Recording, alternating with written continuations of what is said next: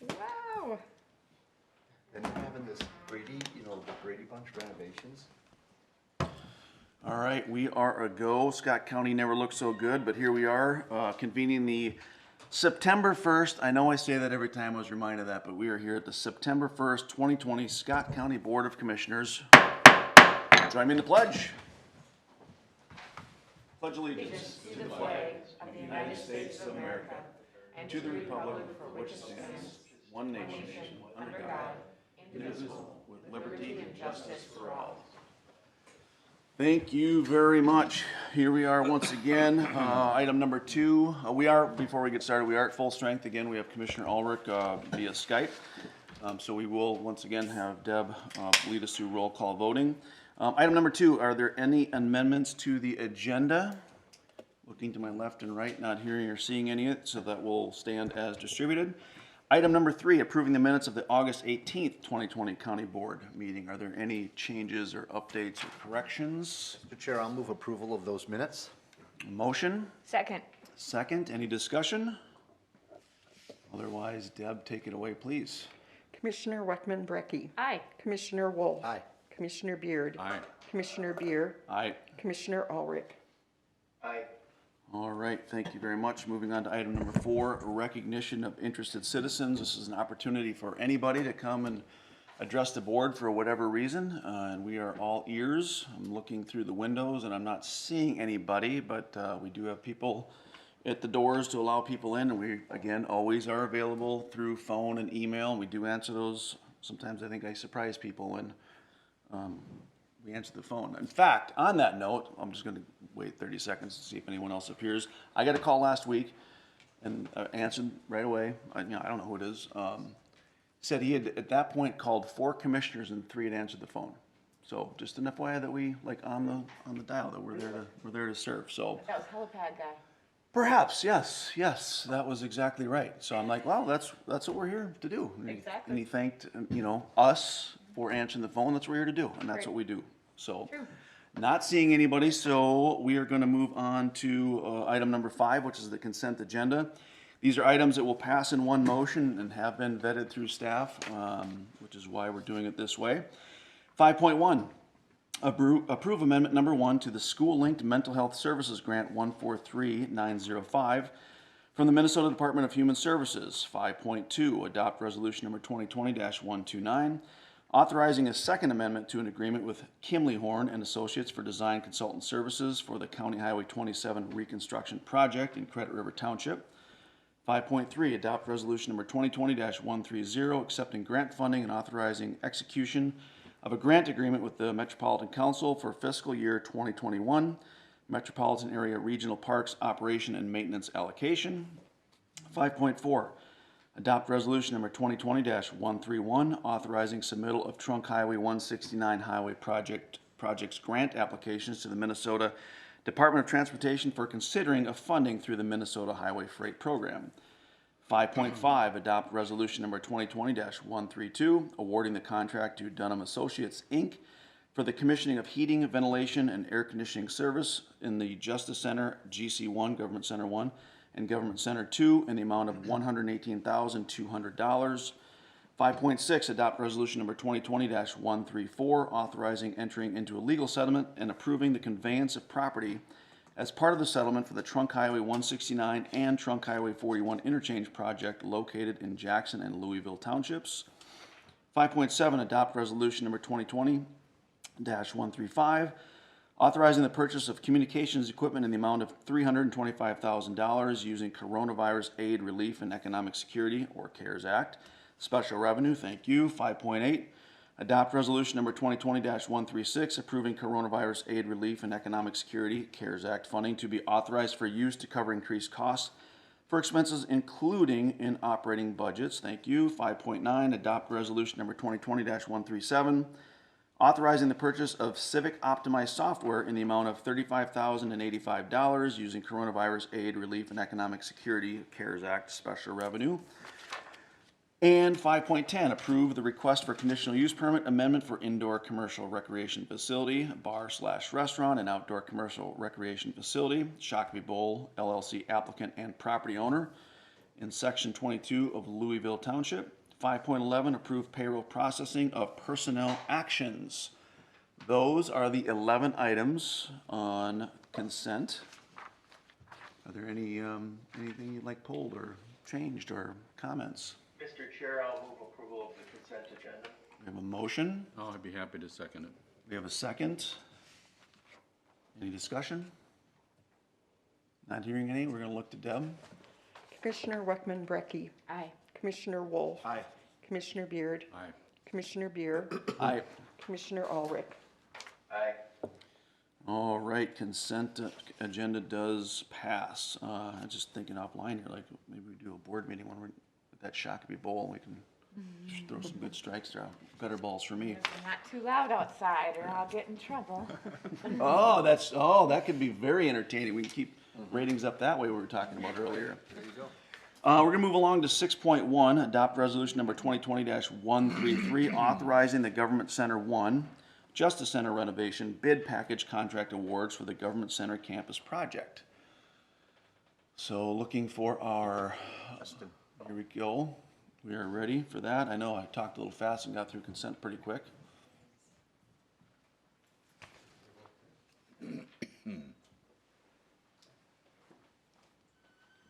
We're waiting for our Coming here. presenter. Dustin?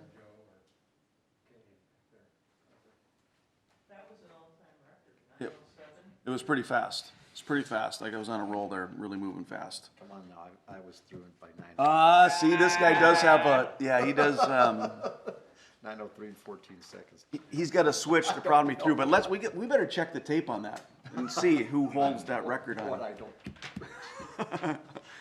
Oh, we've got some air to fill, so this is when we get the sign to milk from producers.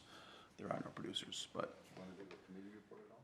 You know what? I guess we could do that if we think that we're waiting committee reports, or we think we're, He was here, so I'm assuming he maybe just ran down to his office.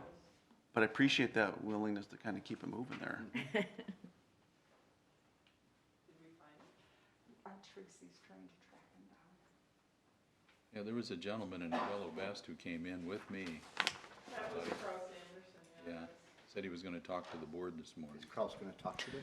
So just a little background on this one. He's going to give you a kind of overall county project update.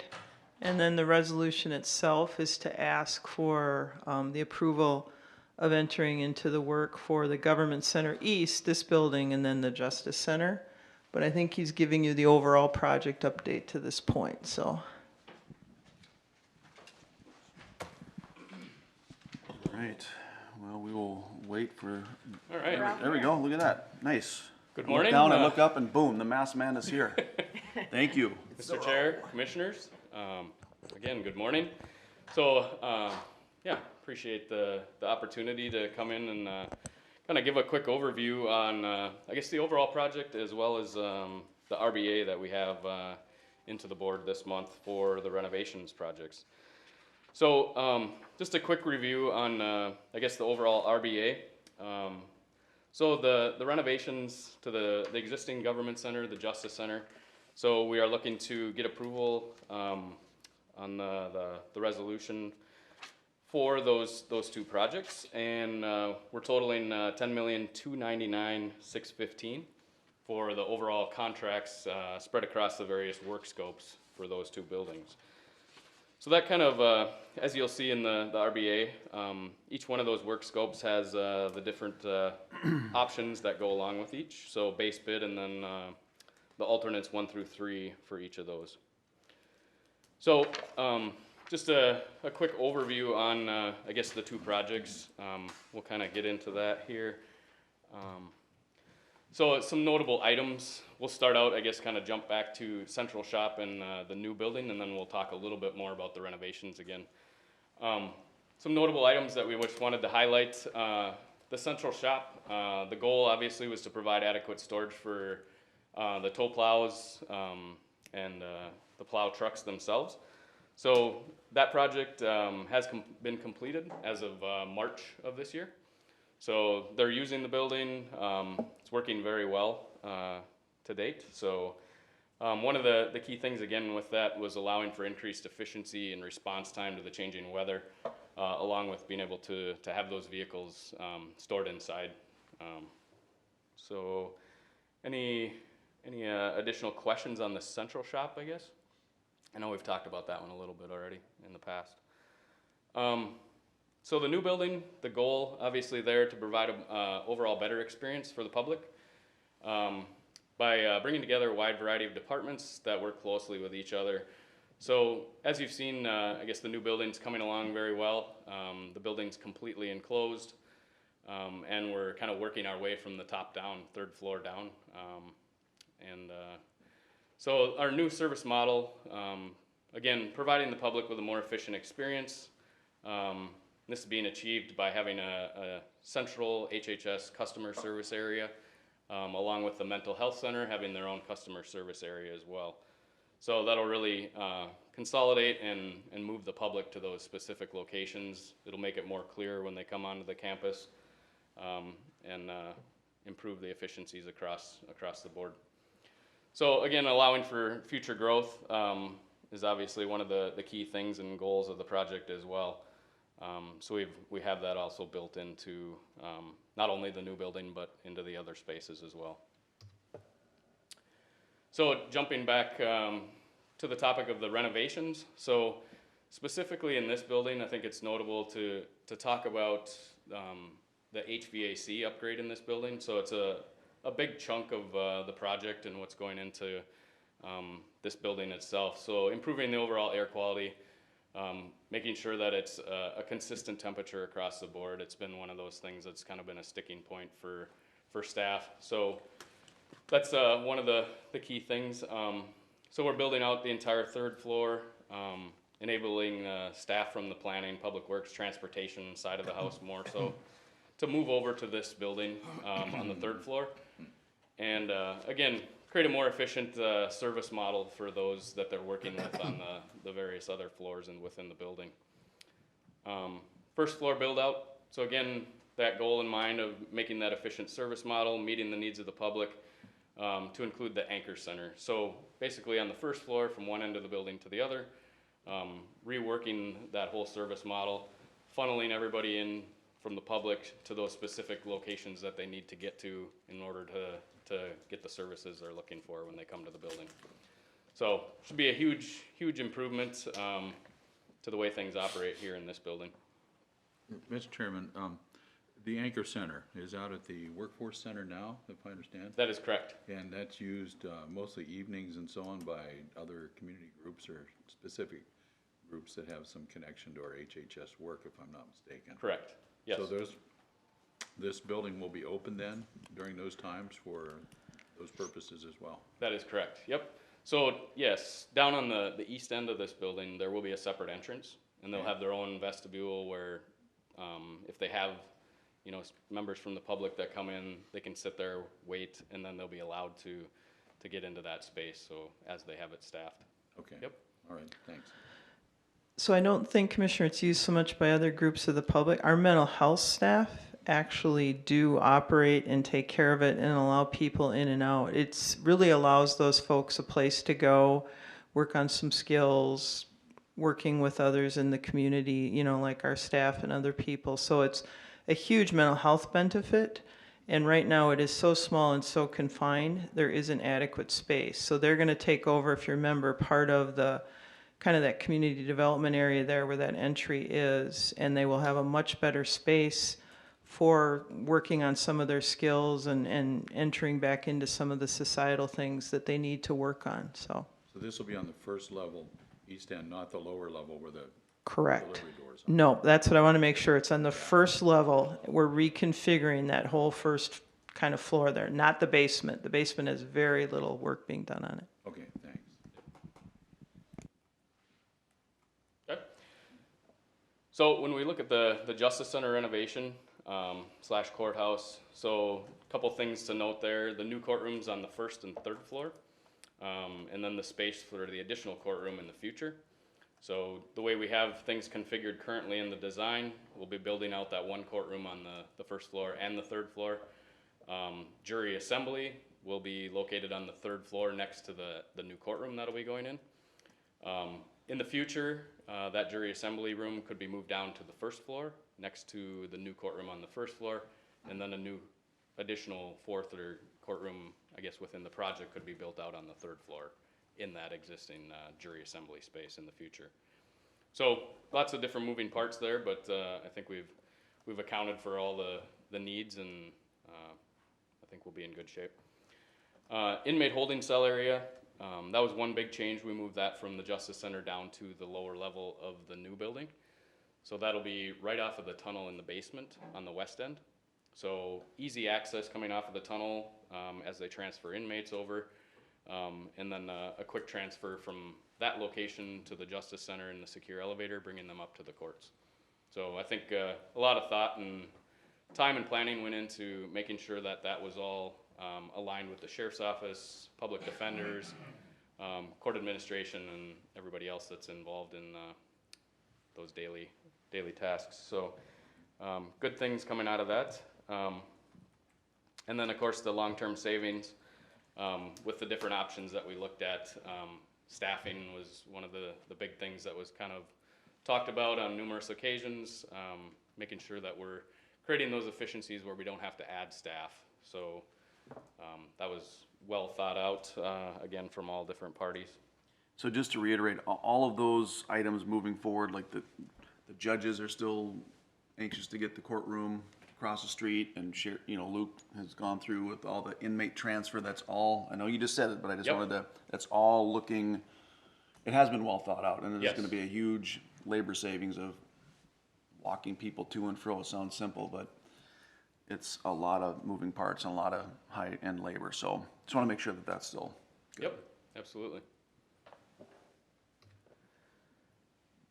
Okay, just a quick slide on just kind of a high-level overview of budget. So as we look at, I guess, the RBA for today, the Government Center and Justice Center renovations. So this is kind of a quick summary. Construction bids where they came in across the board there, you can kind of see on that top line. And then all the other things that tie into the overall budget for those projects. And then ultimately giving you a total there. So just wanted to kind of highlight that. Project budgets, so the next table. Again, this is across the board where we stand. Again, GW is the new building. CS is the central shop out by the Public Works. And GE is the Government Center East, which is this building, and the Justice Center. So those 4 key projects giving us our total for our budget. And over on the very far right, you can kind of see where the variance is. So we had very favorable bids on the 2 renovation projects. Jumping way back to the new building project, as you remember, we had some favorable bids there. And kind of where we're at today, so we have that $2.2 million, I guess, variance, if you will. So putting us in very good position, I guess, overall budget-wise.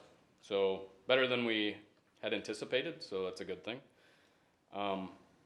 It's better than the red color, right? It is, so much better, so. It's always looking for the black. That's why I look Right.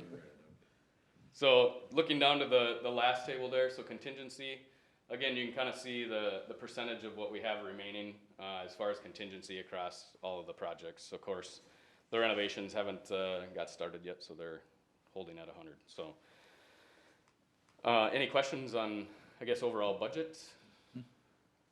Keep it black. All right.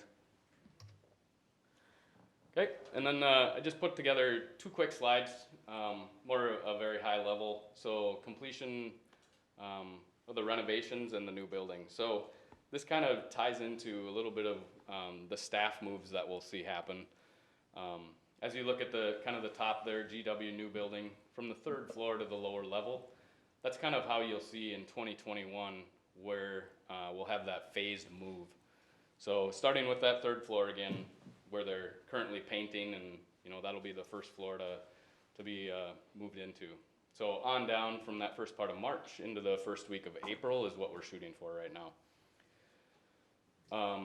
So those people, staff, will be coming from various locations. Mostly HHS will be occupying the new building, along with community corrections and the attorneys. So you'll see a lot of people from the third floor of this building move over directly to the new building in one of these first moves. And then some folks coming from the Justice Center will be moving over as well during that month time frame. Then as you look down to the GE renovation, again, it's this building, Government Center East. The renovation duration, so kind of kicking off as we get people moved out of this building and over to the new building. We'll be kicking off the renovations in here, running around probably till that November, December time frame.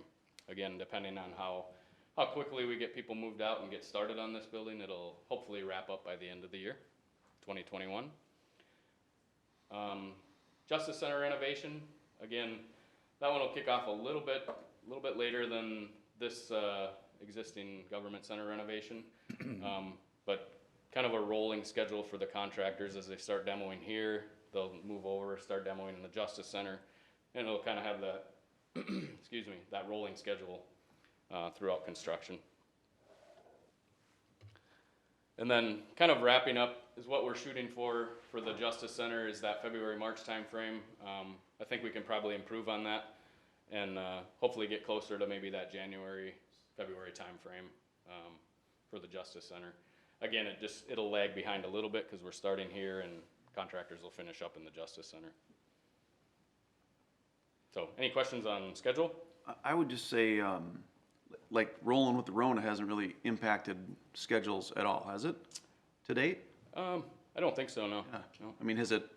Has it helped? Yeah, that's what I. Yeah, I think overall schedule, I mean, a lot of contributing factors.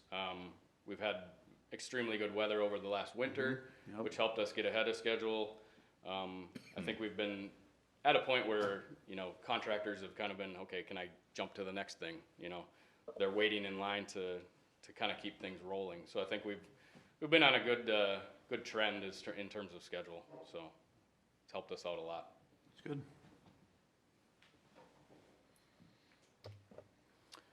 Just some quick progress photos. So these are a couple of weeks old, but as you guys have seen in driving around the campus, the building is definitely coming together and it looks great.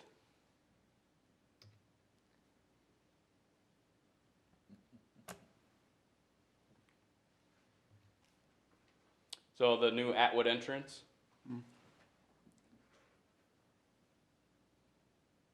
And that's all sealed in, that little hall between the two, is that completely sealed? Is it? Yes, yep. Curtain wall in the? Yep. west So end? yeah, as you can see, kind of up on the top there, the atrium, you can see the glass. There's four sections there, but yeah, down below it'll all be sealed in, conditioned space.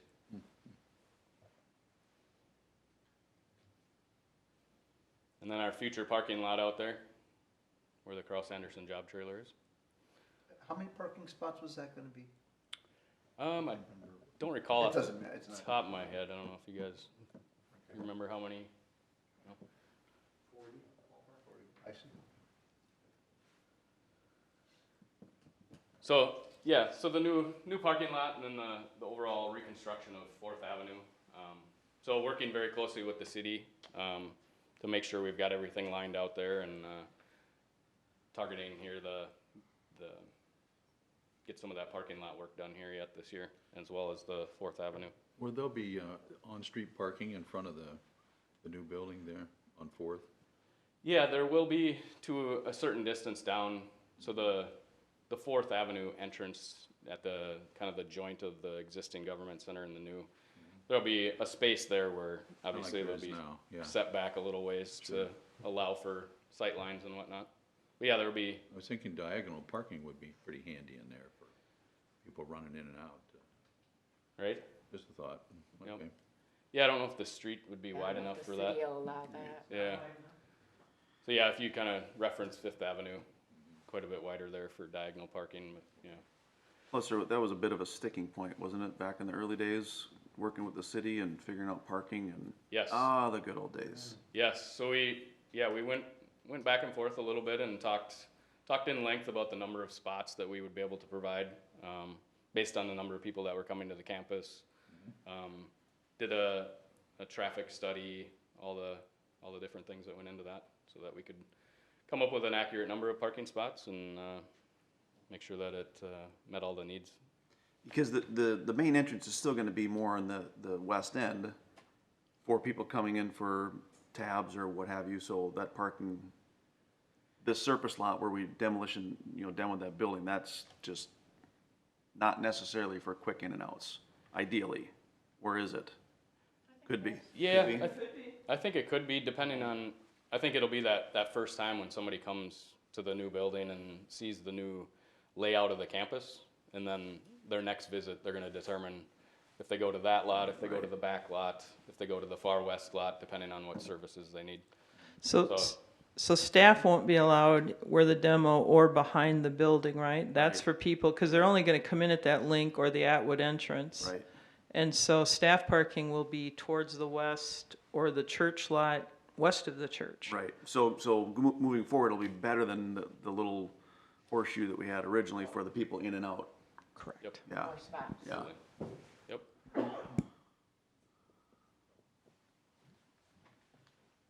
All right, that's all I had for today, so I appreciate your time. All right, any other questions? We do have Wold Architects and Kraus Anderson Construction here as well, if you have any specific questions around, I guess, the design or the construction aspect of it as well, so. I have a question if I could. Yeah. Given the pandemic and so forth, is there new technologies that are being implemented in regard to HVAC with filters and so forth? Is that something that's coming, or is that something in place, or is there any new developments on that? I haven't heard anything specifically, I guess. I don't know if Wold has heard anything, I guess, around new design requirements or developments, I guess, as it results to COVID. But I think it's more of the cleanability aspect within a facility that has had more of the focus, I think. Being able to wipe things down, make sure that any viruses or bacteria or anything is being cleaned up, and that's kind of gone into the daily routine, I think, to make sure that, things are staying clean and sanitary, I think, throughout. So haven't heard much, I guess, on the HVAC side of it with filters and whatnot.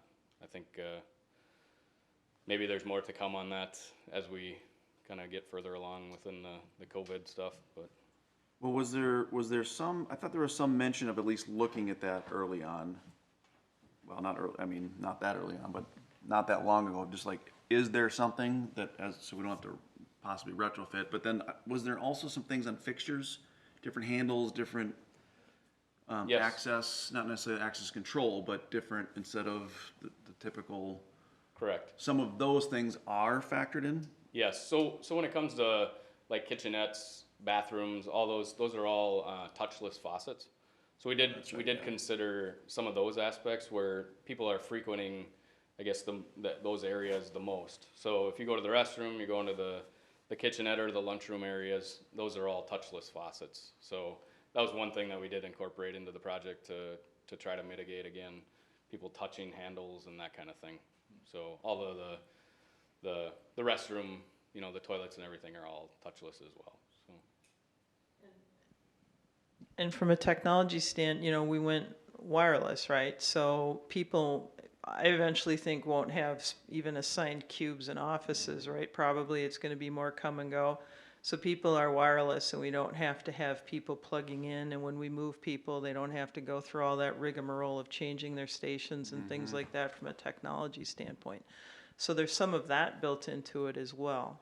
And having that, as new technologies come online, being wireless, will be much easier to integrate those things that we may not even know what they are at this point in time, so that's awesome. Yep, absolutely. Anything else? Anything we should be aware of at this, I mean, I know you just give us an update, but is there, what keeps you three up at night? As I'm looking across the room, that we should maybe be aware of at this point in the game, if there is such a thing. Yeah, I mean, I think the overall team's done a great job, and I think that helps me sleep at night, I guess. I mean, knowing that we're ahead of schedule, The design's coming along really well. Construction is keeping up. I think we're in really, really good shape. So, The weather has been great. Yeah. Hasn't it? I mean, for construction, I mean, this was right. a great year, so. Yeah, for us to be able to get the building enclosed and, you know, do it without having to deal with continuous rain or something like that, where Yep. it ultimately gave us a better end product, and we're able to push forward, so. When will Fourth Avenue reopen? So I think, I'm not sure exactly what the date is. Dustin might have a better idea, I guess, schedule-wise for Fourth Avenue. I don't know if you have off the top of your head. Okay. Days, weeks, You have a months? ballpark? Yeah, I think it'll be this fall. So, yeah. So along with parking lot B, the new parking lot. So they're trying to get things moved out, and they're starting work over on the east side of the building as well, or the west side of the building as well. So kind of, I seen them out there grading that parking lot today. So starting to work on both of those parking lots and the Fourth Avenue. I think there's some things to get ironed out yet with the city in terms of specifications and stuff, so that we're working through that. And Dustin, we are partnering with the city on some of their stormwater or something too. Do you want to explain that, Yep. what they ended up deciding to do? Yep, absolutely. So out in parking lot A, far west side of the property there, off of Atwood. So we are partnering, like Leslie said, with the city. They're doing a BMP, they call it. So basically taking the runoff water, they're putting a filtration system underneath our parking lot out there, tying it into the existing system to kind of slow down the amount of water that's running to the river before it gets cleaned. So they've had an issue where it would blow off manhole covers. The water just didn't get treated and it dumps into the river. So they brought the project to us, asked us if we'd partner with them, allow us to put that system underneath our parking lot out on the west side. So that'll be happening, and it'll be completed this fall as well. So it'll, I guess, ultimately be a whole lot better in terms of the water quality that we're dumping into the river coming from the Shakopee area here. So definitely a good addition, and, you know, being able to work with the city on it, so. And then our other partner, the church, we're doing a couple of their lots paving, right, as well? Correct, yep. So we have lots I and J, the very far west lots. So lot J was more, we have an agreement with the church to be able to utilize that lot for, I think it's 30 years or something like that. We'll maintain the lot, kind of do the overlays as they come up, part of that agreement, in order for us to be able to utilize that lot. And on the east side of the church, we've also got a long stretch, the entire block there, parking lot that we're redoing.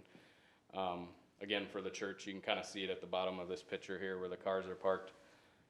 That lot will be repaved, and again, it's part of that agreement with the church as well. So being able to utilize that lot for customer and staff parking into the future.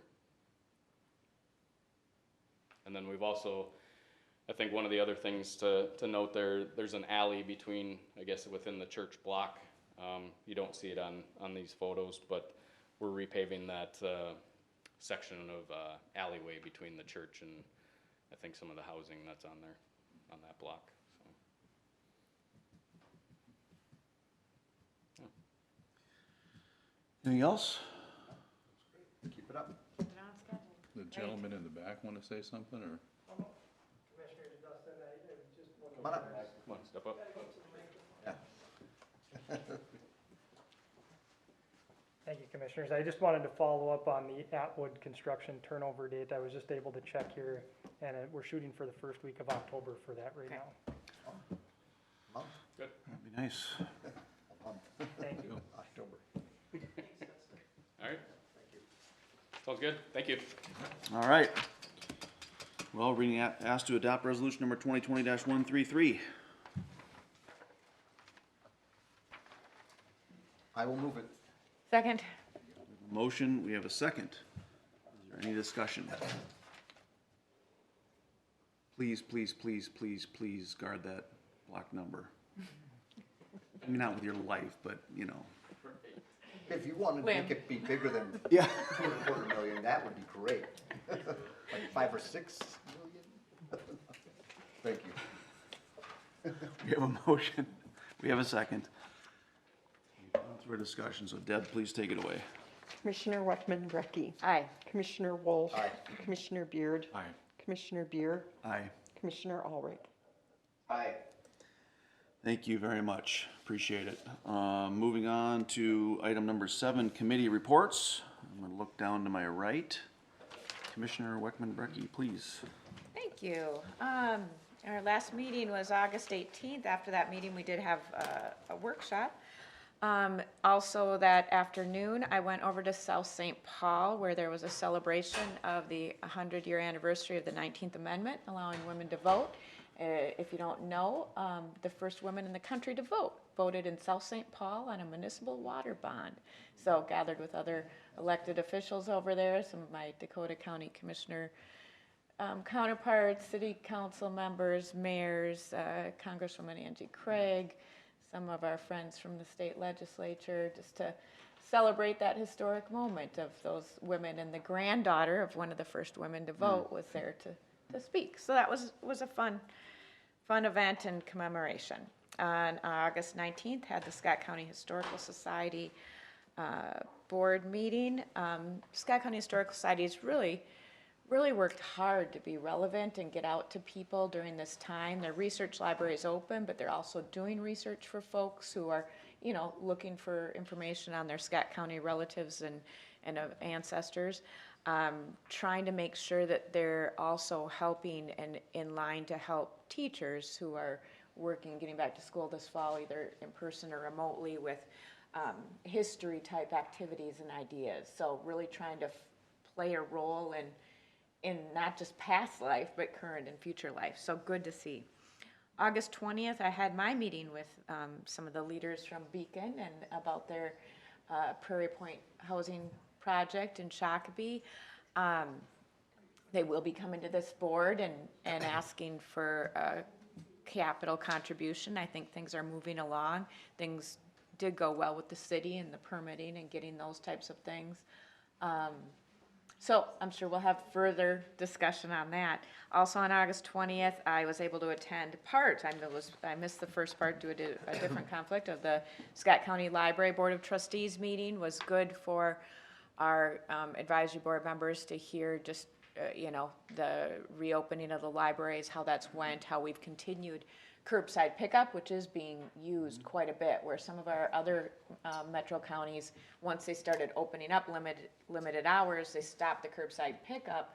And I'm really happy that we've figured out how to do both things, because the demand has been quite high for that and people are using the library. August 21st was the Dakota Scott Workforce Development Board meeting. Lots of talk from our employer representatives on that board, just some of the struggles they're still having in hiring people and just keeping their workplaces safe. We are, and I followed up with Barb Dahl recently, of course, our Career Force Center is open by appointment, plus our staff are available by phone and computers, so we are trying to still help people connect and get jobs if they need help with skills, doing that. So again, I think it's important for us to keep abreast and know that we are working. Everybody's working, and sometimes it's in person, sometimes it's remotely, and we're figuring that out. August 24th was the Metro Alliance for Healthy Families board meeting. That, of course, is our 11 county or jurisdiction collaboration on home visiting programs. So hearing about how those are going, so many are being done virtually now, which sometimes is helpful, sometimes is not. On August 26th, I had a conference call for my NACO committee, Human Services and Education.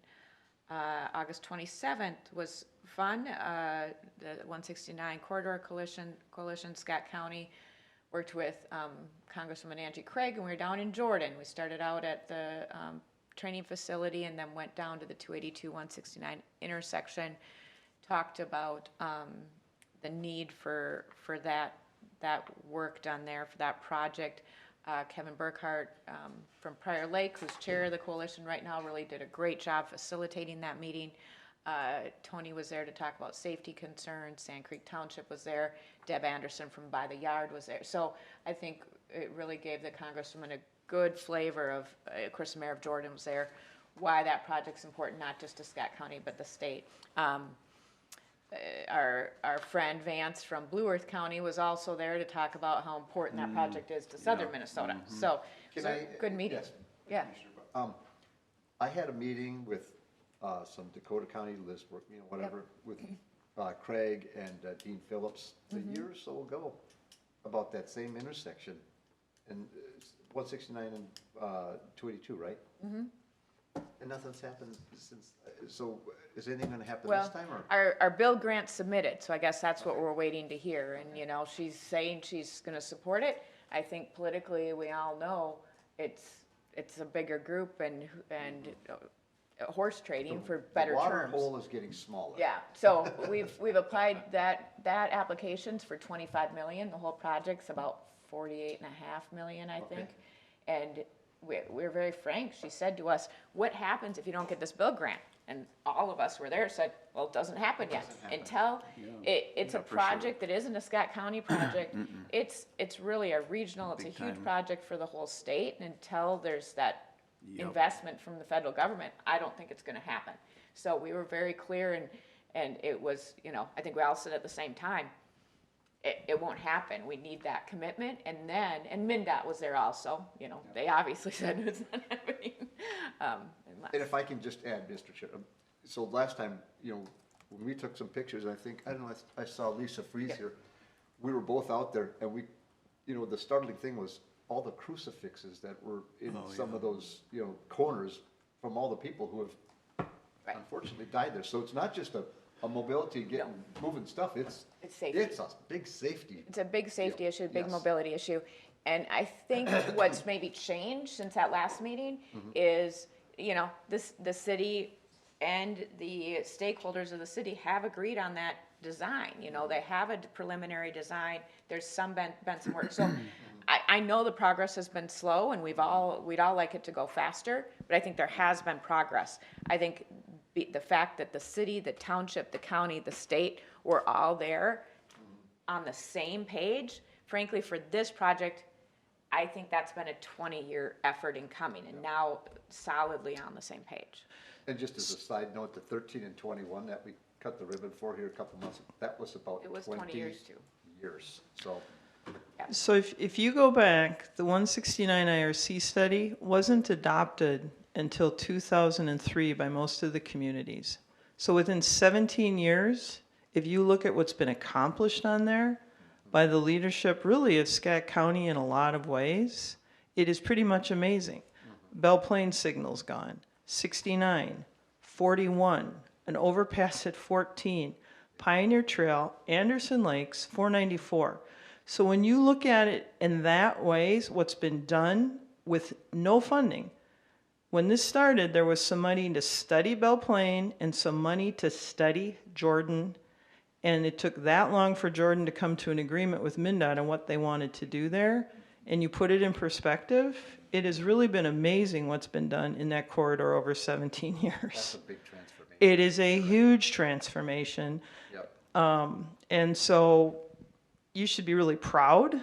Commissioner Ulrich has been there since the beginning of that 169 coalition. That helped early on, but it's really been the sales tax and the wheelage tax that leveraged money for 69, that's leveraged the other dollars. And that vote has leveraged all of that federal money that's hit 169 and 13, besides the fact that scale has not chopped itself up to go to other corridors. They have stayed focused at the federal and the state level. If you went to Klein, if you went to Lewis, if you went to Craig, if you went to the state, we were talking about one corridor.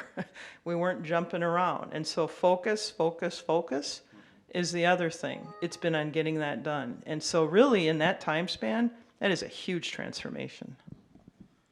Well, or go ahead. Yeah, well, and the safety issue is only more imperative right now because we all know with the removal of those lights, the way traffic's traveling for the people who live in Jordan, for those businesses along Sand Creek, for our traveling public, the safety issues, as we've made that progress, have gotten bigger for that small area. And that's why this is really important to move on now. Well, and it feels like our messaging, at least in the last handful of years, has been, this is not just a Scott County project, right? I mean, I know we've got the sales tax money and the wheelage money that we would continue to say, hey, we're at the table, we're ready to, we're at the table, but there's a lot of seats at the table too. Right. And bring your purses, because we can't, you know, whether it's this one or the 13 up at the port, those are absolutely regional, state projects that happen to fall in Scott County. So just, Yep, good point. The final activity was yesterday, August 31st. Commissioner Beard and I were on a call with some of our staff and our friends at St. Francis Regional Medical Center to just talk about partnering in some COVID-19 educational community outreach ideas. And at least for me, it was time for me to just pull myself out, because our staff were figuring that out and have some great plans going forward, how they can just better communicate with citizens, better educate, and spend less money doing it. So that's the end of my report. nice, thank you very much. We're gonna move all the way to the left and then work our way back. So Commissioner Beard, please. All the Good way to morning, the Mr. left. Chair and colleagues. Let me pick up on the theme about the access at Sand Creek for a moment. Last Sunday night, I rode with my son, who's a truck driver, for one of the businesses along that piece.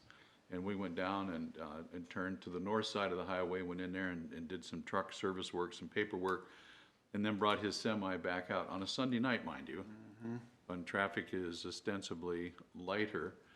And it was a thrill a minute getting across the southbound lanes into a median that's barely long enough for 60 feet of semi, and then trying to wait for a big enough break on the northbound traffic to get in safely. And he showed me how they do it, one truck at a time, and it is an imposition on the northbound traffic to move over or slow down and not take off your mirror when you're kind of sitting there cockeyed so that your trailer's out of the southbound lanes. And as I was sitting there thinking about, boy, this is going to be a few years until we get an overpass. And Lord, let me put in a plug right now for when we do an overpass at Sand Creek, that it's a diamond interchange, that we just build a real interchange and we don't do the backage roads and frontage roads and you have to go here and there to try to get back on one way or the other. We can do better. And please don't let MnDOT do J turns. They have another phrase for them down there that's not very flattering. But the point is, when you're trying to turn 60, 70 feet of semi on a J turn, sometimes it's a 3-point move. You can't make it. So something needs to happen. So while I was traveling up north this week on 371, I noticed several areas where they have the same kind of situation.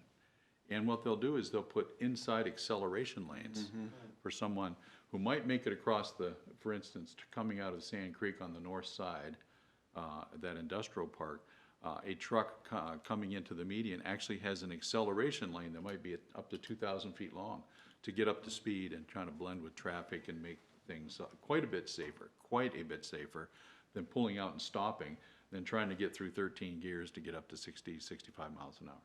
Just a thought. As you can tell, I lived that dream Sunday night and thought, wow, we can do better than this. And this, when we cut the ribbon here in a couple of weeks on 41 and 169, it is only going to be worse. And as the economy recovers and more people are commuting to and from work, it's only going to get worse. So we have one of those high-impact, low-cost fixes, I think, would be acceleration lanes or deceleration lanes that can make that better. Let's consider that before we get to the point where we can actually build an interchange, which might be 4 or 5 years down the road. I hope not, but just think about those things. I just want to make you aware of that. Well, and let me just dovetail on that. You're talking about a big rig. It's not much different whether you have a single or tandem axle dump truck loaded with aggregate, or a cement truck, or a quint or quad, or And like it or lump it, trucks are the wheels that make commerce move. especially right there, coming and Economy. going, coming in and out of those places, no doubt. So, yeah, good So on point. with my report related to that, on the 24th, I did have a Zoom meeting with our Friends of Transportation Alliance. You know, we're members there, and I'm your representative, working on some community outreach, particularly with the upcoming legislative session.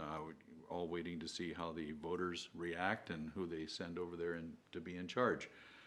But with predictions of a budget deficit, of course, Transportation Alliance is very concerned about construction budgets over the next 2 years, what the trust fund's going to look like for highways, what transit's going to look like. So we had that discussion on Monday. On the 25th, I attended via Zoom the Intergovernmental Working Group meeting with our friends from Prior Lake, Savage, Shakopee, and the tribe, and we had some discussions there about just updates on water systems. The whole thing with Spuck and the city of Shakopee has the tribe's attention because they have a partnership with the city of Prior Lake now, and there was some brief discussion there about whether something like that could happen here regardless of how the voters decide in November. After that, I had to break away early because a cap agency finance committee met, and so we continued to listen to the new CFO and the new executive director out there talk about the improving budget situation, the thrift stores back open, and they're very grateful for partnering with Scott County and the CARES money on being a touch point for people who need rent and mortgage assistance to stay in their homes. On the 26th, privileged to have breakfast with Leslie down at Wampauck's, one of my favorite little breakfast diners in town, and just kind of catch up on things, stay in the loop. On the 28th, had an extensive conversation with the executive director from AMC. We're having some discussions about how this the prohibition on meeting together is affecting us and the relationships between the counties. And one of the observations we agreed on was that part of the reason this works in the short term is because many of us have built up personal capital over the years with each other, from Red Lake County to Rock Nobles County to one corner of the state to the other. You get the point. We know each other. But as commissioners retire, staff retires, new folks come on that don't have the personal relationship, it's a lot more difficult to build that connection on a WebEx meeting or a Skype meeting or a Zoom meeting. And that hopefully this will pass soon enough that we can begin meeting in person again. So to that end, we did decide that the fall meeting in December would be canceled. It will be a virtual meeting spread over 3 days, a couple hours each day. I've done a couple of those with some other trade associations. They're very difficult to make work, but we're going to give it the go. And one of the things they asked me for was if I would be a panelist with former Senator Sheila Cascaden from Olmsted County. She's now an Olmsted County Commissioner. The two of us with budget experience at the state when we had over a $4 billion deficit, and now county commissioners, what would we say to our friends who were over there next year facing possibly a $4 billion deficit? And now that we're county commissioners with budget authority, what say you? And so I'm privileged and I'm glad to be on that board so we can sit and have a chat. Just by the way, one of the things I would say was if we just open up the economy, the deficit is going to shrink as people get back to work and things happen. So that would be my first word of encouragement before we even get to the meetings in the middle of September.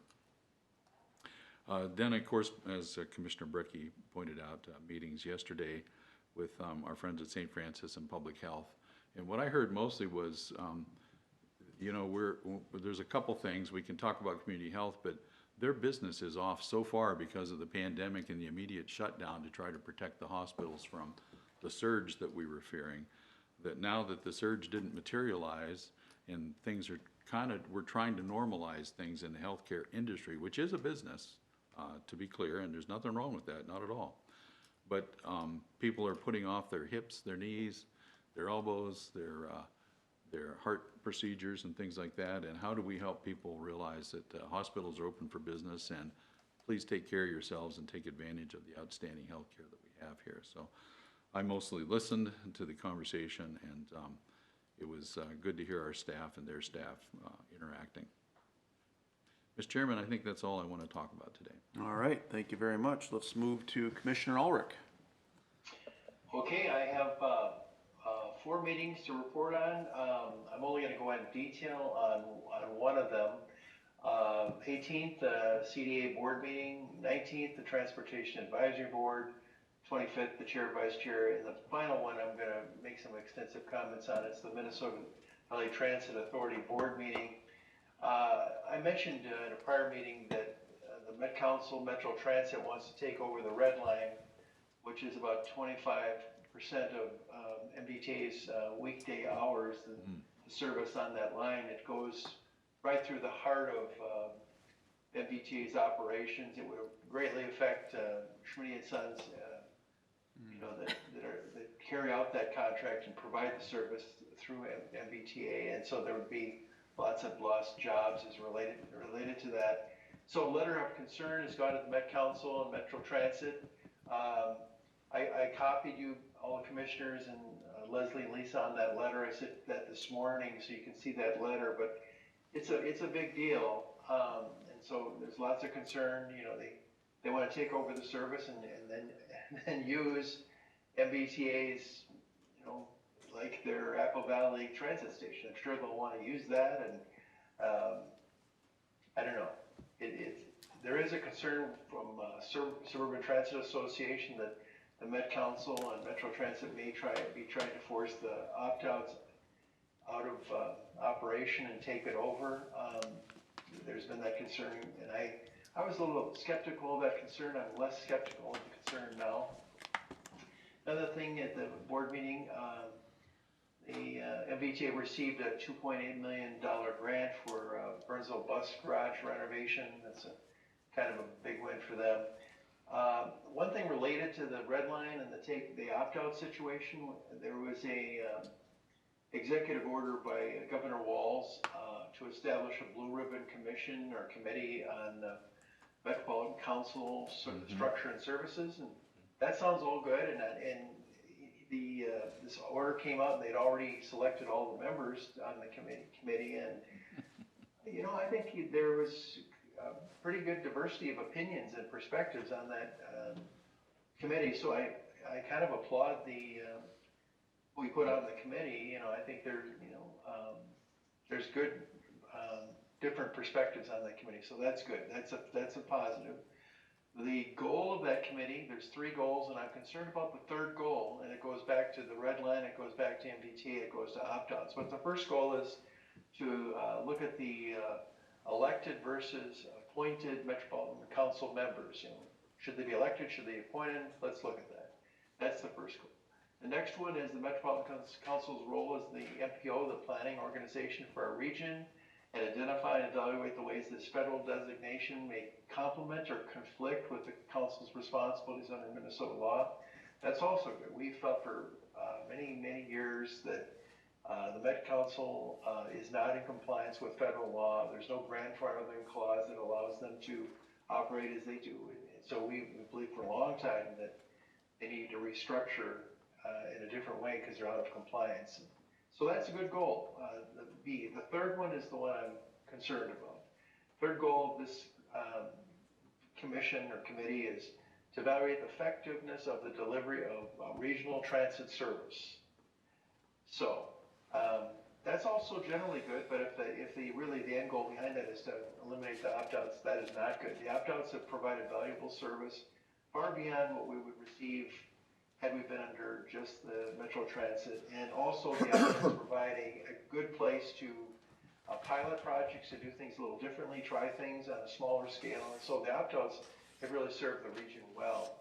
So I'm applauding this committee on 2 of the goals, and I'm a little concerned on the third one, and I'm very concerned, all of us are, about them trying to take over the Red Line, which would really harm us south of the river. That's the end of my report. Thank you very much. Commissioner Wolf. Thank you, Mr. Chair. On the 19th, the Insurance Committee met. That's actually pretty good numbers, and partly, what Commissioner Beard said about, some people are not going in to get routine things or elective surgeries. So right now, we're at a 10-month, I believe, reserves on our health insurance account there. Our goal is 6 months, isn't it? Goal is about 6 months. 6 months, That's we're right. ahead of it. Good So deal. they're doing okay, and so, I think they were looking at 3 or 4%, something 4% increase, and now I think we put it at 3%, so I think things should be fine there. Excuse me. Then on that evening, Spring Lake Township had a broadband meeting. They have so much care dollars, and they're gonna, I think they allocated $25,000 to go into broadband to help out that area.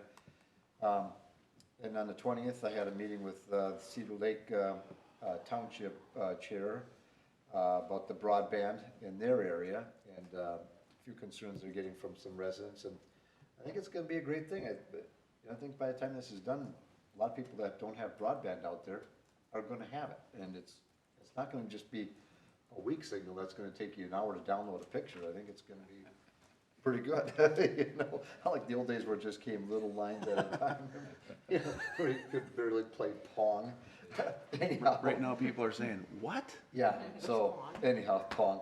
Yeah, I said that to my kids, they didn't know what Pong was. Anyhow, then on the 24th, the WMO met, and just, you know, not going too bad, you know, right?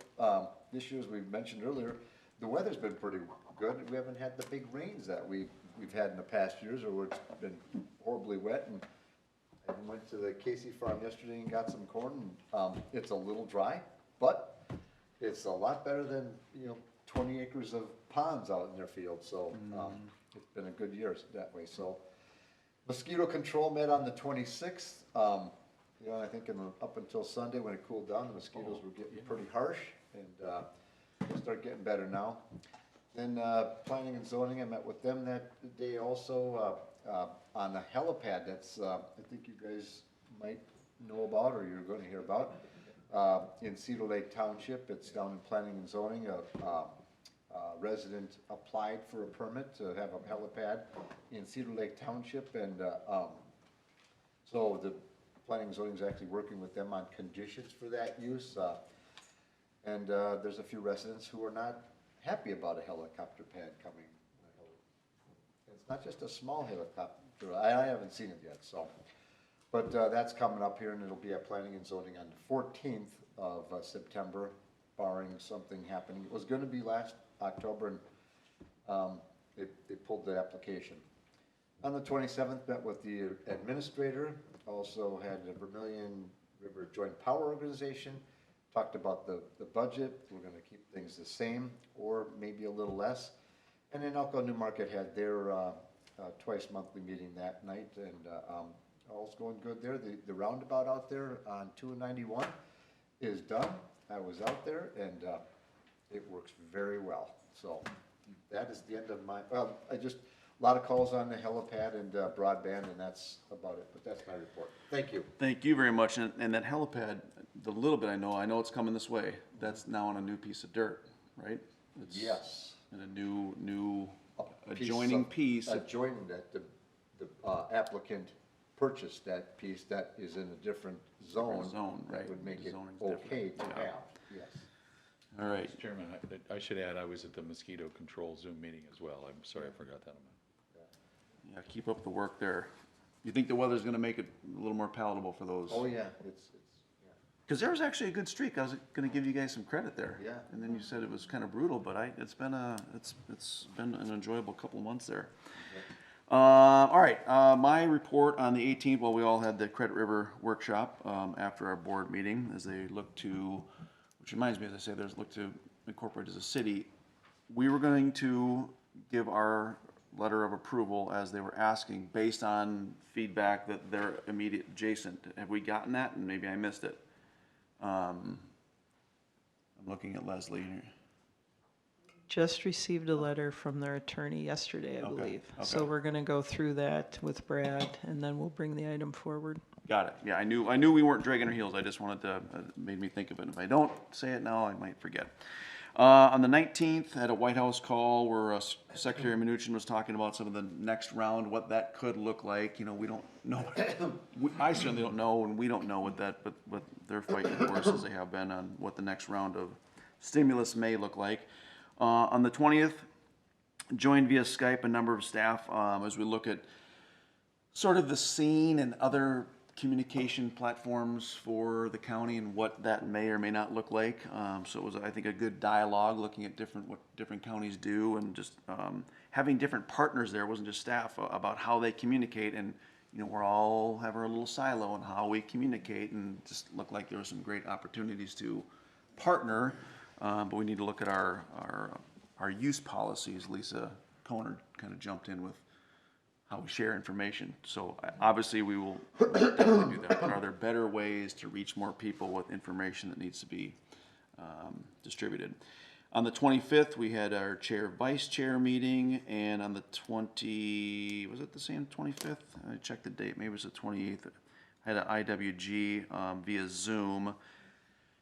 Commissioner Beard, you kind of talked about some of your meetings, how when you know people and you've got capital built up, it's a little easier to get through Zoom, but I really miss that meeting not being face-to-face, as we have a new business council, and I'm still getting to know some of the older staff as well, so I look forward to the day when we can see face-to-face. I know some of the cities have different relationships, but looking forward to the day when we're less Zoom and more face-to-face, especially with that group, because I do like that meeting.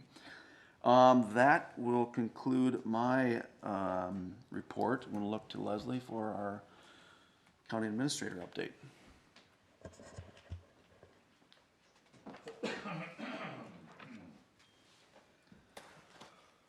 Chairman, Commissioners, I have lots today. Uh-oh. Seems to go in streaks, so. Yeah, I was going to say, you had a good run last time, and now making up for it, I guess, huh? Yeah, so first off, I have two presentations to kind of give you. The first one is from NACO.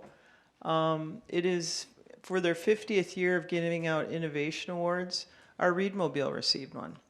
And since they're not doing their typical achievement award luncheon where people go and get them and receive them in person, we have received it in the mail here. And it's the National Association of Counties is proud to award Scott County a 2020 Achievement Award for its program titled The Readmobile and getting out to folks in our community. And it's part of their 50 years of innovation. So congratulations to libraries and public health and everybody who has been working on that project. The next one is a thank you from the Hennepin County Medical Examiner's Office. And they sent down a plaque that said, Scott County, only in the darkness can you see the stars, and it's a quote from Martin Luther King Jr. Thank you for your partnership during our time of need. And it's from the Hennepin County Medical Examiner's Office, proudly serving Hennepin, Dakota, and Scott counties in May and June of 2020.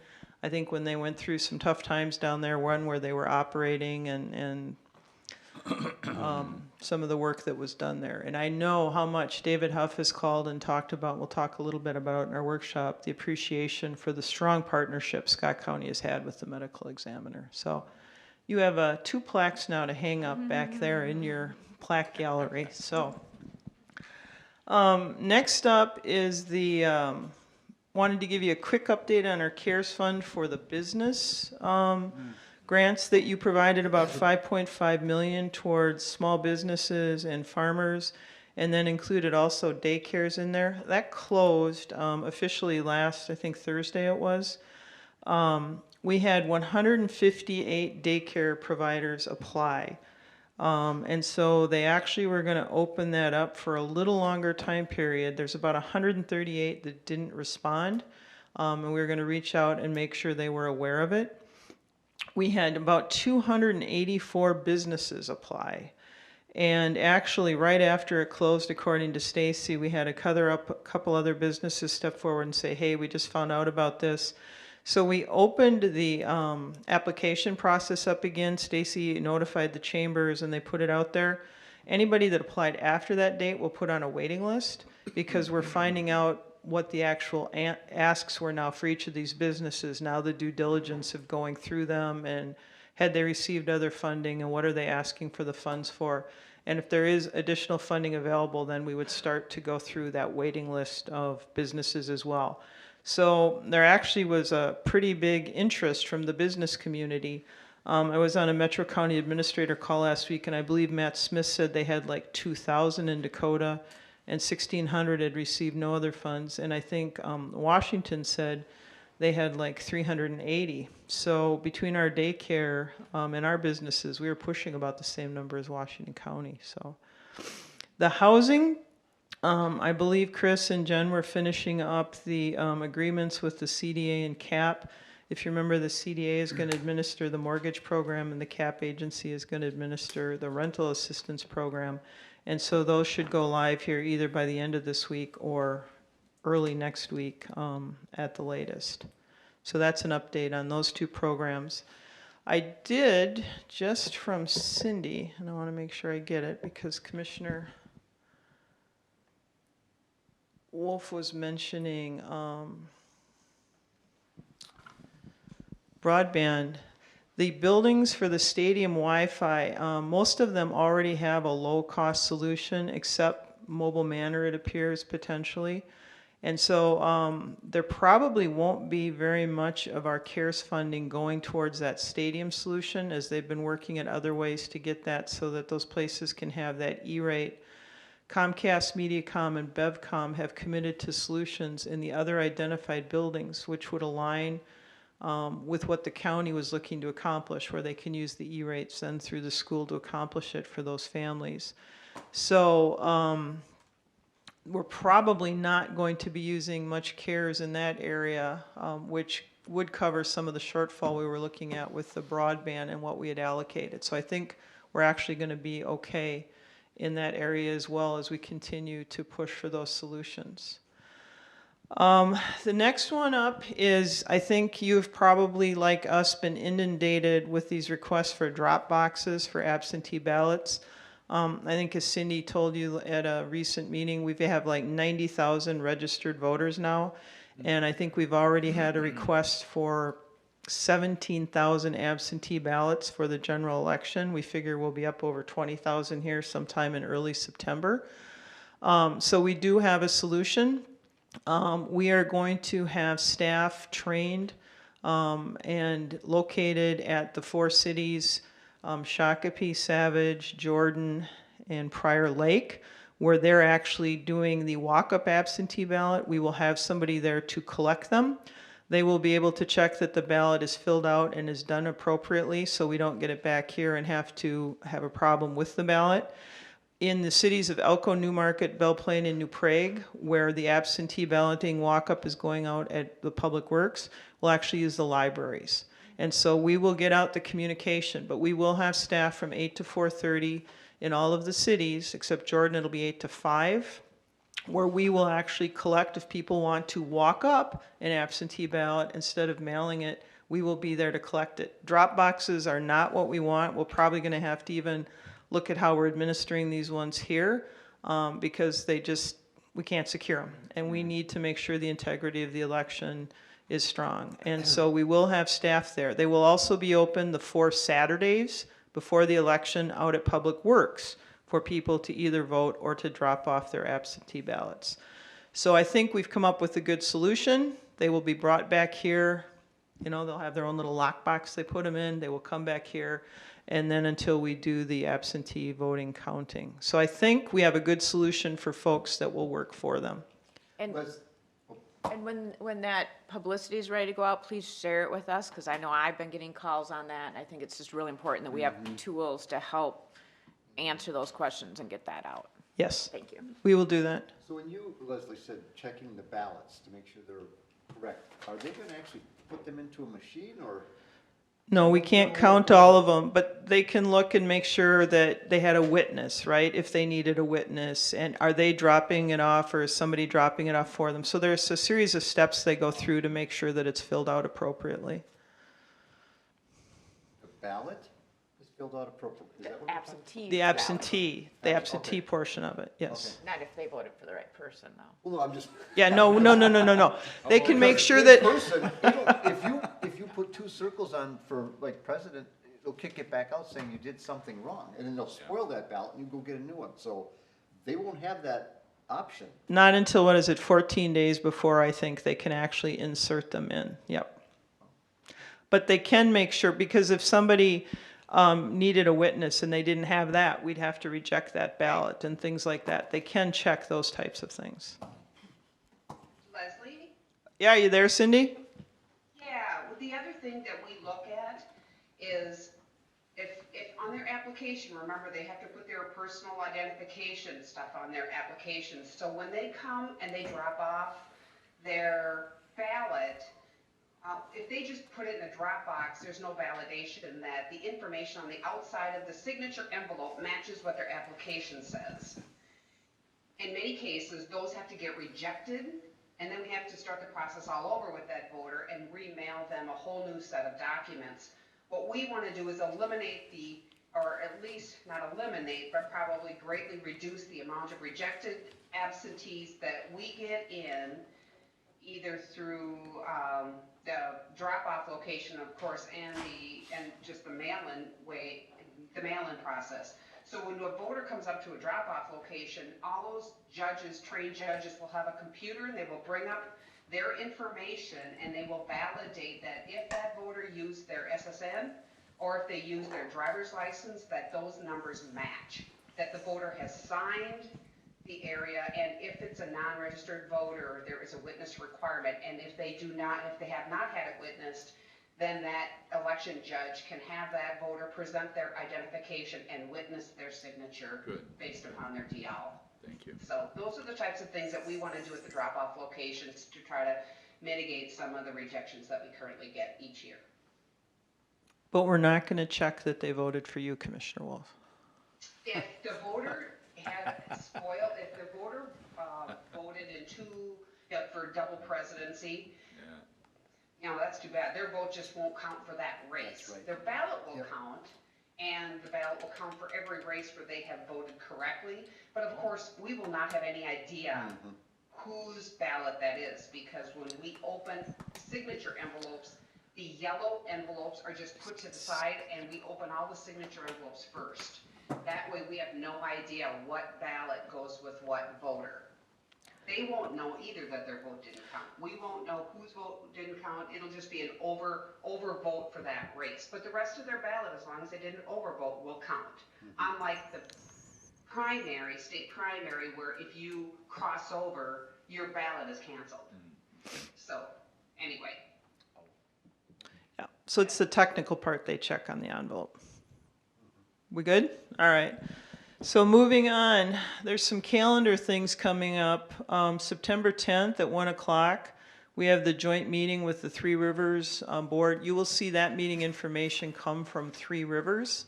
Will that be a virtual meeting or in person? It's a virtual meeting. good. Yeah, we were hoping to hold it at the Cleary Lake site, but they chose to have it virtual. All right. September 11th at 10:30 is the ribbon cutting for the 4178 169 interchange. And Lisa Koner will be sending those invites out, so you will see that. I believe Commissioner Brecky is speaking. September 15th, you have a 8 o'clock meeting here, because you are going to tour the new building. You're going to get to go into the new building and walk through some of that, followed by the county board meeting. Then on the 29th, we have the regular county board workshop here, where we have multiple topics that we're going to talk about. And then at 1 o'clock is the ribbon cutting for the ERTs. They're by invite only. They're fairly small. Lisa has face masks and hand sanitizer and those types of things. And then finally, the courthouse here and our buildings will be closed on Monday, September 7th, next Monday for Labor Day. So, a lot going on in the next month. Things getting finished and cleaned up that we've been working on for a long time. I've got a question on one of the ribbon cuttings, 16941, September 11th. When will that road be fully open? Because people apparently don't like a lag between a Right. ribbon and which seems a They little. want it being used after that ribbon is Right. cut. Yeah, I don't completely get that, but I'm asking the question. So we I can't mean, I get it, but- we can't close 169 down for a Sure. ribbon cutting. Yeah. We're not doing that. So this was trying to accommodate Senator Klobuchar, who has been a huge proponent of 169, and she is usually back at that time. I believe they're planning on opening it that next Monday. So this is like Friday, and it opens Monday, and I don't know if No, Lisa that's is out fine, there. that's fine. I mean, But just, it's opening very shortly. so for the folks that want to see cars after the ribbon cutting, On the ramp. let's be patient. It's coming soon. Right, they will shift the traffic from northbound over Yeah, it's a southbound where scheduling it needs to thing. be. Close, getting close. There's other fish to fry if that's the only thing that bugs you. Yep, Life is good. yep. It's still a little sensitive on It that will one. open very, very quickly after. Maybe. I get it. Perhaps. I get it. Bigger things, bigger fish to fry. Yes, true. Awesome. All right. That wasn't too bad. Gonna look down on my right, Mr. County Attorney. I'll have to give my compliments to the board and administration, because although my office is very busy, I'm not very busy keeping you guys out of trouble. So we do not need to meet. All right. Work on that. You'll have to work on that. Be careful. Be careful. All right, item number 10, and Deb is ready. Motion to adjourn. We've got a motion. Second. We've got a second. This could be the fastest. Is there any discussion? This could, only one could, I'm looking to my left, no. Uh-oh. Oh, look at that. I got Alright. so, oh my I goodness. forgot, there was one other part of mine. Lisa Yes, Brodsky was gonna yes, give you a thank quick Lisa. COVID update. Awesome. All right. Almost had a record there, but Lisa, thank you so much. This is technically under the discussion part of the. Yeah, you're right, right. Sorry. Good morning, Commissioner Beer. Sorry, I'll make it fast. I don't have a lot today for you guys, commissioners. I just did a couple quick updates. As of this weekend, Scott County hit about 2,000 cases. Today, we're sitting at about 2,026. And we're at 32 deaths, which are 4 new ones over the past week. Let's see, we have about 152 cases since last week. The week before, we were about in the 120s. The week before that, it was a lot more, around 180. So we're starting to see a little bit of a dip, I'm hoping. Unfortunately, I think once school starts, we're going to see an upward trend. One of our continuous concerns is the number of kids that are suddenly getting COVID. I think about 6 weeks ago, we were sitting around 6%. We're now at about 15.5%. So we have seen quite a bit of an increase as well. And some of the other increases we're seeing in, for example, communities that may have a lot of lake activities, we're seeing a lot of cases in those areas. We still, the rest of the trends still continue. We are doing community testing and are seeing about a 4% positivity rate. At our large clinic that we did at Canterbury, we had quite a high positivity rate, about 5.6%, which was very concerning from the state.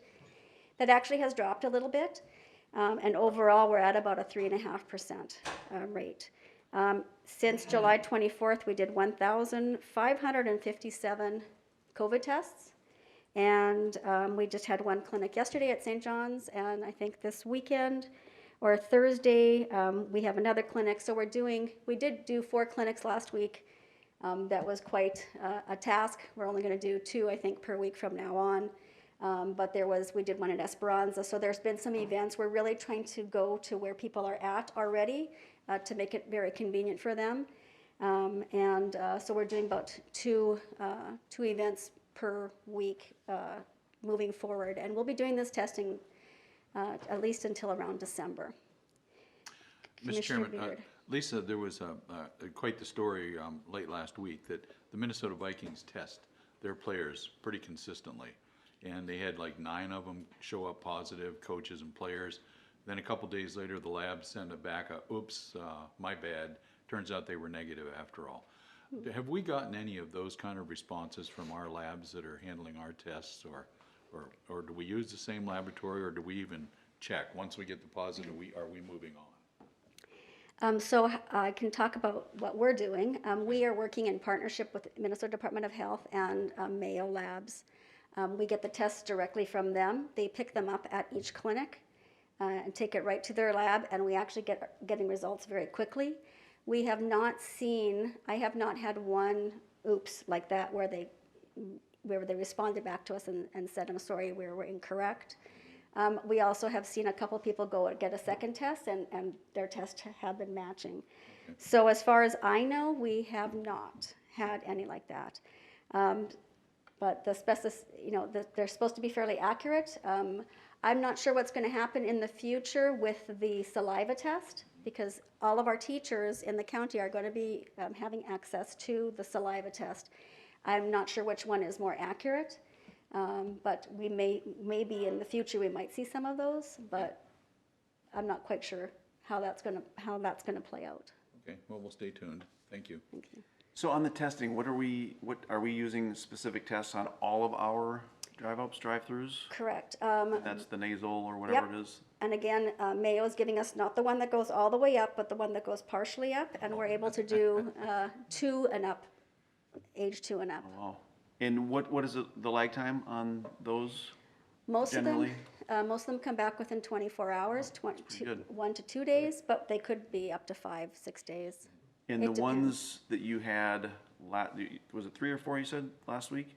Whatever, I mean, they're well attended, because you're going to places. Yeah, Where people are potentially going to for other reasons, and buy one, get one, nice, logo, yeah, I yes, like it. Commissioner. They've been pretty well attended, a couple smaller ones, but we knew that they were gonna be smaller. And it's taking about an average of 2 to 3 minutes to get through the clinic. I actually heard from someone the other day that said they went to a big system drive-through and they were in line for an hour and 45 minutes. So when I remind my staff, if they're waiting for 5 minutes and they start getting panicky, I'm like, it's better than an hour and 45 minutes. Yeah, So, at the most, it's been, a car, it takes longer if they're not registered, if there's 4 people in the car. I think I counted 9 minutes at the longest one that we had previously. So it's very, very fast and very convenient. so on that note, just for future, so you can register for those Mm-hmm. online, and so if somebody did that, do they move, fast pass, using my Disney, It's much faster. We have, all of my staff have tablets, they go up to the car, they get the person's name, they hit the check-in button, and the car moves forward. If they have to start entering name, address, phone number, it takes a little Right, bit okay. longer. And we have some people that speak Spanish, and we have some people that speak Somali to assist those that have limited English. So it's pretty quick. so it sounds a lot like a Chick-fil-A drive-in, which now makes me hungry. Commissioner Beer, I do believe that it takes much longer at that drive-up in Chick-fil-A. I did drive by there on the weekend, and there was at least 30 cars in Yeah, line. but they move through it fast, and you get chicken at the end, so it's all, better than a poke in the nose, so to speak, but, so, okay, that's helpful information. Good to hear about those Yeah, and- testing opportunities. And I don't know, because I know I kind of popped this short notice, but like, part of this is the information is just, this thing is just changing, right? It always has. We've always said, whether it was 6 months ago, we say something, hey, in an hour it's gonna be old. Do you have a line on any of the new information that's out there? I mean, beyond Scott County, beyond Minnesota Department of Health, that has been substantiated with the CDC or any other group? Sometimes, that's what drives me nuts on both of it, what's real and what's not. I like truth. Thank you, Commissioner Beer. I know you're referring to the recent CDC information that referred to about 6% of the deaths were due Yeah, to COVID. right. I want to clarify, so that doesn't mean that only 6% of the deaths are from COVID. What that means is 6% of the deaths, and we've discussed some of the causes of death issues earlier. It means that 6% of the deaths only had COVID listed. So for the other 94%, there were underlying health conditions also listed. And we did kind of an in-depth analysis of some of our death data. There are 3 different types, there's many different types of deaths. How they categorize that, there's immediate, underlying, and contributing. And so immediate cause is what actually killed them. So in this case, a lot of them are acute respiratory distress syndrome. Okay.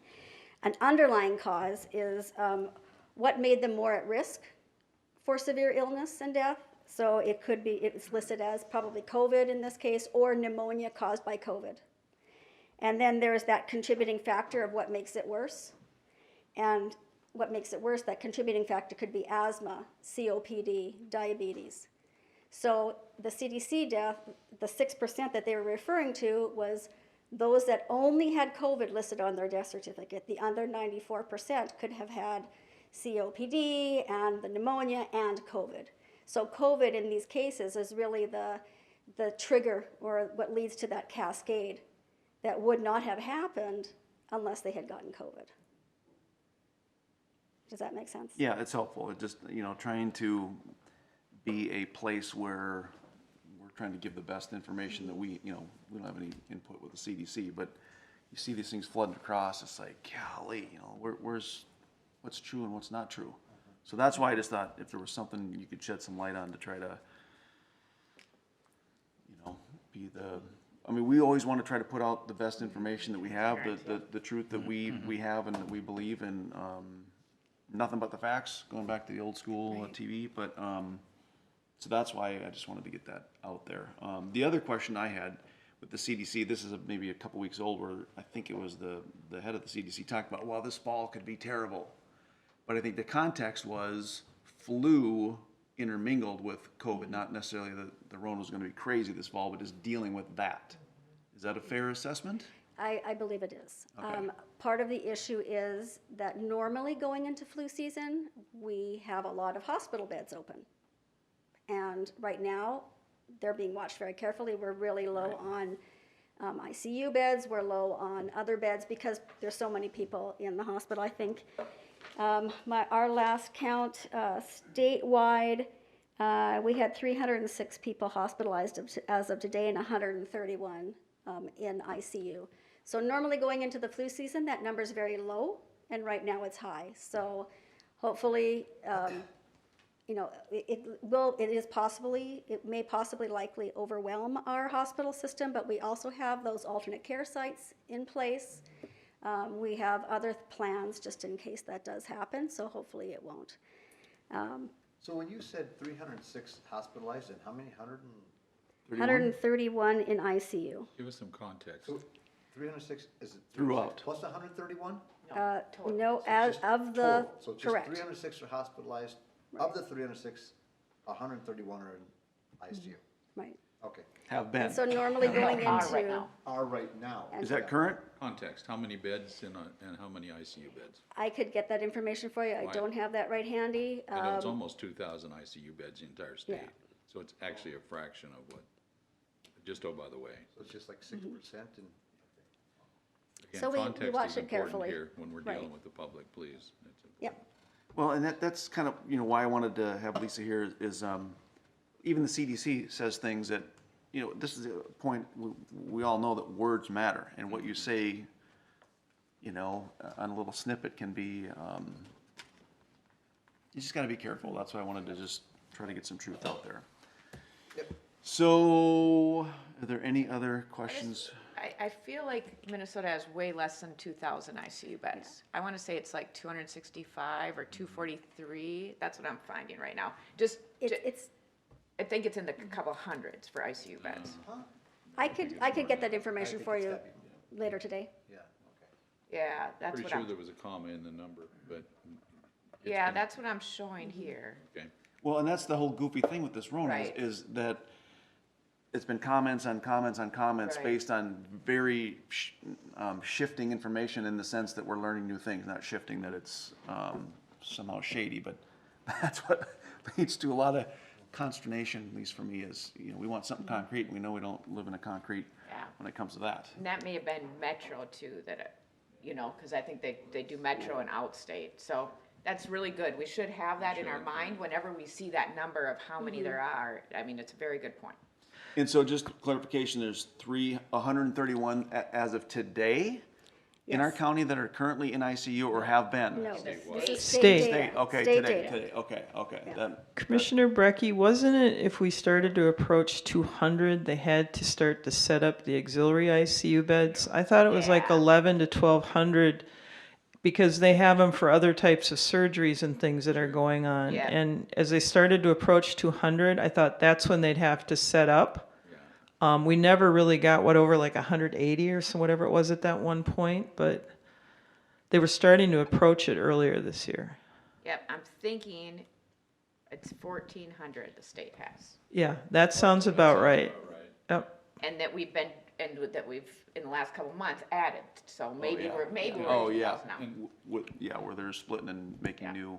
One of my granddaughters is an ICU nurse, and she said, "Grandpa, ICU is a moving number. We have a unit that is the ICU, but depending on what the need is, if it's an open heart surgery, that's one kind of intensive care you need. But somebody with desperate pneumonia, you can easily expand the beds that you now call ICU for a need that doesn't need a blood transfusion machine, for instance. So now I'm talking way beyond my pay grade, but I'm just telling you, a professional nurse has expressed some concern about the definition of terms and adding some context to the thing, and she's in the middle of it, working this thing, so. Oh, good points.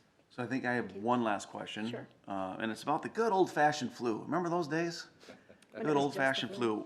And it's September. What is our messaging, our meaning just in general, for just the flu vaccination? That kind of has been lost for, Commissioner Beer, the messaging for flu vaccination is get your flu shot. I kind of knew that was coming. Definitely get Get your one. flu shot. They will be available, and I have not heard of anything about a shortage at this point, so please get your flu shot, get it early. Also, not just flu shot, but the other message is preventative health. You know, child and teen checkup, kids should still be taking their kids for preventative care.